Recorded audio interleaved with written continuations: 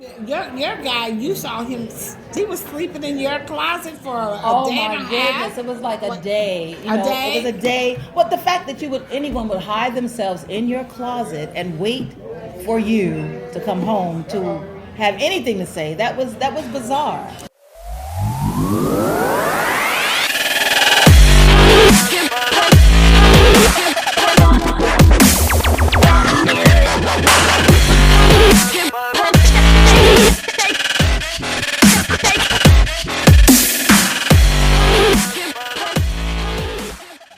Hello, this is Jamie Foster Brown with the Real Sister to Sister 2.0 and the Real Sister. One of my real sisters. I've been fortunate enough because of my journey with Sister to Sister magazine to meet wonderful, wonderful, incredible people that have magic inside of them.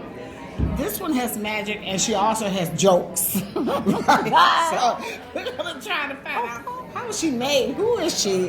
What is she doing? And why do we care? We care because I'm here with her because I want to learn a little bit more about this Phyllis Stickney. Hey, Hi, honey. how you doing, Jamie?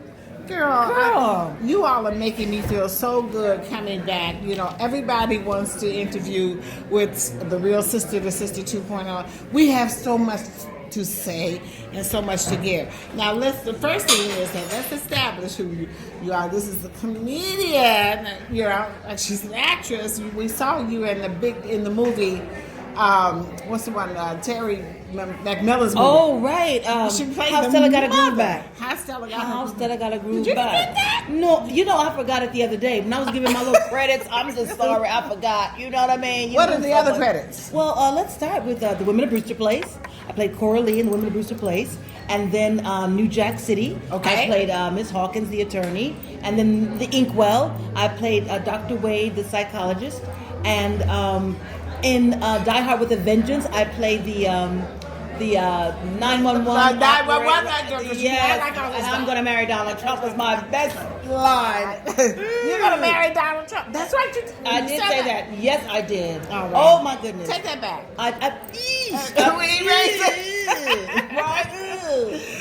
But just a few, like 26. But you're a comedian also. You've written a book.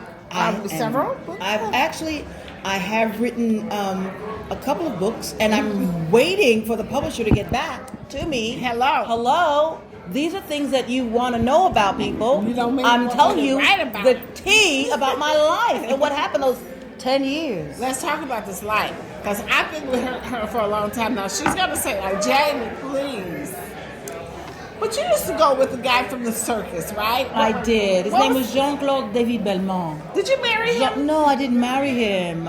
Okay. Oh, but that's what okay. What did he do with the circus? He was the aerialist. He was the ladies' delight. He was the one who used to roll up to Luther Vandross.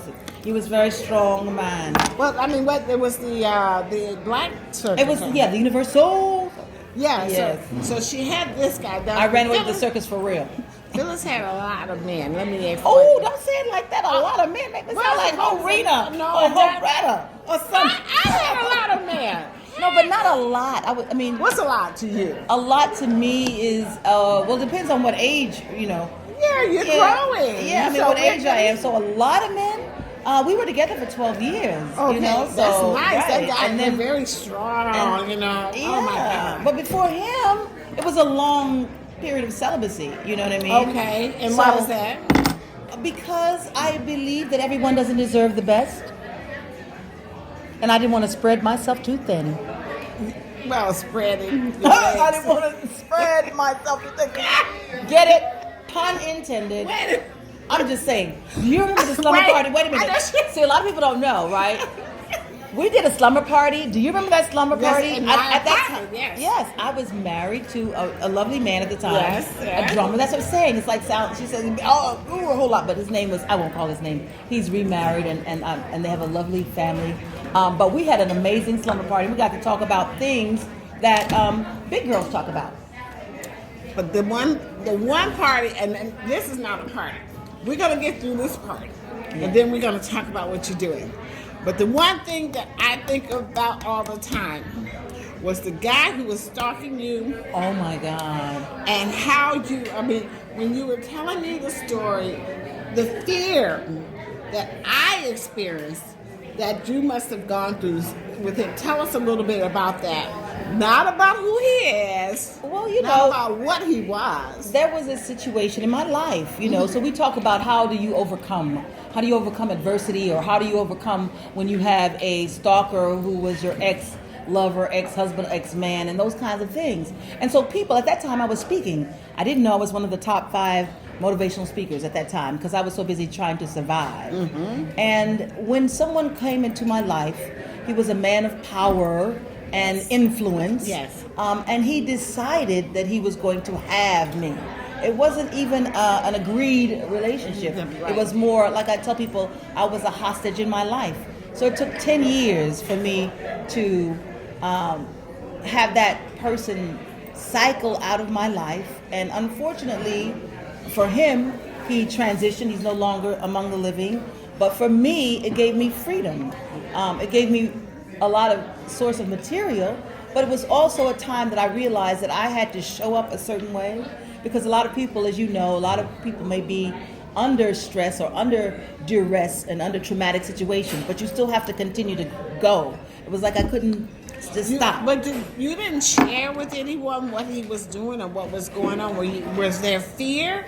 There was absolute fear, and I learned not to fear anymore. I was fearless. It was the craziest thing is the person who professed to love me was the person who taught me to fear. Because before him, I didn't know fear. And he persecuted you. Well, didn't he follow you? I mean, stalking is a very specific thing. Stalking is a very specific thing. It came into my comedy. Like I said, I would be doing a show somewhere, for example, and I would look at the curtains to my right, and there would be a pair of shoes, and I'm going, okay, curtains don't have shoes, so curtains don't have feet, so what's really going on? And it would be this particular individual. Mm-hmm. It was my God! It was a very, very. Performing. While I was performing, okay. They would show up on different movie sets and accost people. At opening nights, they would be upset if someone gave me an embrace. Just a friendly embrace. So it was a lot of things that were going on. But for me, it was devastating because I was such a friendly person. You were outgoing, an open person, yes. And this is Hollywood, and the industry is not some place where you can put these kinds of restrictions and exactly. boundaries and limitations on right. how people greet you, right. or how people exhibit their fondness for you. But it was somewhat of a very twisted mentality, and twisted in the way that they tried to express what they defined as love. It took me a while to get out of it, but what I told others is what I began to do for myself. Right. And when I was speaking at the Essence Music Festivals and in empowerment seminars and African American Women on Tour, I was the one that was speaking about this bravery and how we should approach our lives. But I also told them, whatever it was, tell it to the page. Go ahead and exercise. Sometimes you might have to curse that person out in writing. Now you decide whether you deliver that letter or not, but you've at least gotten an opportunity to express it and to get it out of yourself. The reason why I bring it up, because I went through in a very abusive situation also.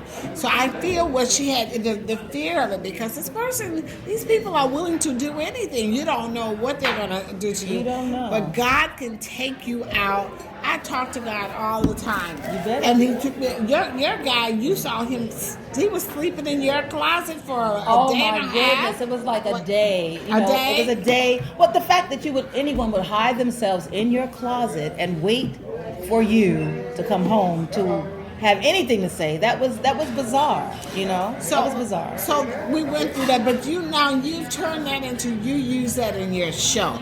Tell me, I use all adversity. I use all of my adversity. I use all of my situations, all of my challenges in the work that I do, whether it's writing or whether it's my stand-up comedy. Okay, so you said you use all adversity.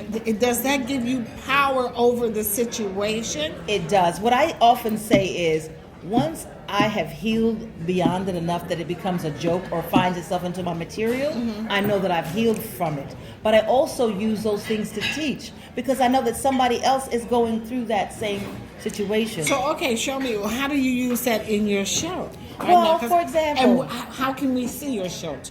This is very important. Well, okay? there's a couple of things, because I really work extemporaneously. For those of you who are, got to go look it up. I use off the top of my head. I don't really write the material before I go and do it, but I do sort of think about things and try to put them in my, in the queue, if you will.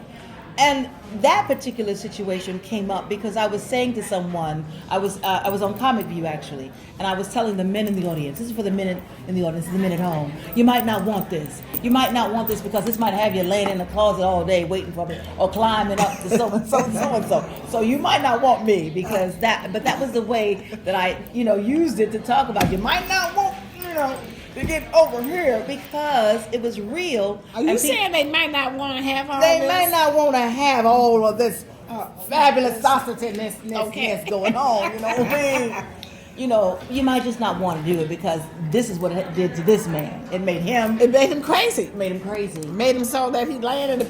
How long was he laying at the bottom of your closet? You know what? I came home from work. Came home from the studio, right? Come home from the studio. You figured you coming home from the studio. You're not expecting anybody to be laying in the closet, so I didn't look for anybody in my closet. Well, Saturday morning was a Friday, end of the week. I get up in the morning, Saturday morning, bright and early, my little cartoons. I do like to watch cartoons. Okay. And all of a sudden, this person walks into my room. He wasn't there when I went to bed, so what is he doing walking into my room in his skivvies with his arms outstretched as though I'm supposed to embrace him? So that was the moment for me. That was the moment that changed everything because I was not only petrified, but when he sat and told me how he had emptied the closet, how he had put things there, and how he laid and watched everything you watched did. Everything I That's did. That's what scared me. That was. I mean, good thing I wasn't, doing a whole lot of wrongness because I would have been busted. Let me just say this, that, I too have been in a situation like that where the guy was stalking. Basically, I was held captive. Mm-hmm. And this is during the time my husband and I were apart. And it was the worst thing. I think the only thing that got me through was that I was watching the TV series MASH the whole time. And it just took me away from everything. But I literally had to run. But I heard, when I tried to get away from him a couple of times, and he found me. But this one time, I heard the little voice that used to be with me all the time to tell me what to do, and I'm here for you. It said, run. Because this guy had caught me one time when I tried to run, and I was scared, but it said run. And when I ran, and I got in that car, and I shot out, I was able to get away from this dude. But at the same time, you wonder how are these people made? How do they get to be who they are? In real time, I ask myself the question. I ask myself, what was it about him that was about me? Yes. Because I believe that I attract things to myself that, and that was the difficulty for me. What did I do to attract this energy? What did I do to attract this spirit?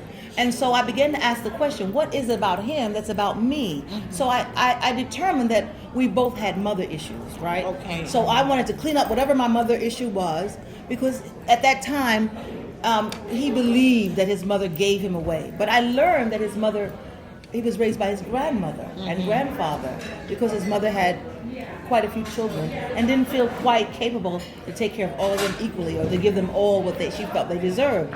So it wasn't that he was given away, but that mother issue was something that was inside of him. And one day when he said to me that I reminded him of his mother, so he had this love-hate thing for his mother, and it was transferred to me.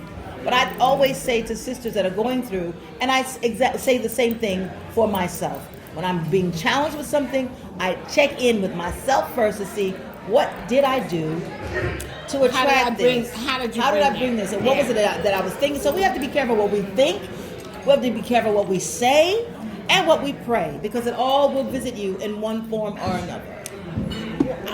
Well, why haven't you married? Have you met someone that you wanted to marry, or what happened? Well, I have a big secret. I am married.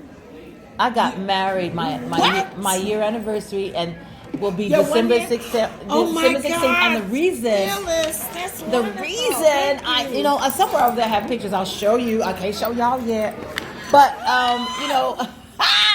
his name is. I won't even tell his name yet. Oh. But Oh my God, how long have you known him? oh gosh, this is the interesting part. I met him on my mother's birthday, and I believe that my mother, was an ancestor, and so she sent this person in my life who she knew would be able to put up with all of my crazy, all of my special, that's a lot of all crazy. of my whatever, and be okay. And so I met someone that I actually had met 10 years ago, but didn't remember him because he'd lost weight, and so I have a very supportive person in my life. And we went to Vegas, and there were 8 people in the room, and I got married. Listen, oh my God, so he likes your comedy. You're away a lot, though. He I'm aware. can accept that? He accepts that. Yeah, he understands. Okay, so tell me what you're doing now. All the Oh things my God! Because it's just I haven't seen her in so long, and of course I haven't done anything for a while. So we need to catch up with Phyllis Stickney. Well, darling, Do we have it's still Phyllis Stickney. Phyllis Yvonne Stickney. That's who does all the work. Okay. Phyllis Yvonne Stickney. So my mama would know that was me, her baby. That's a few little things. Writing a book, waiting for the publisher, and writing a play right now that we hope will go to Broadway. But the Billie Holiday has already agreed to have me perform it in their season 2020, and it's really my journey. There was a woman who happens to be of the Judaism faith, and she talked with me about my journey and what I could perhaps share with other women that were going through or wanting to go through what I went through, or trying to follow in the entertainment.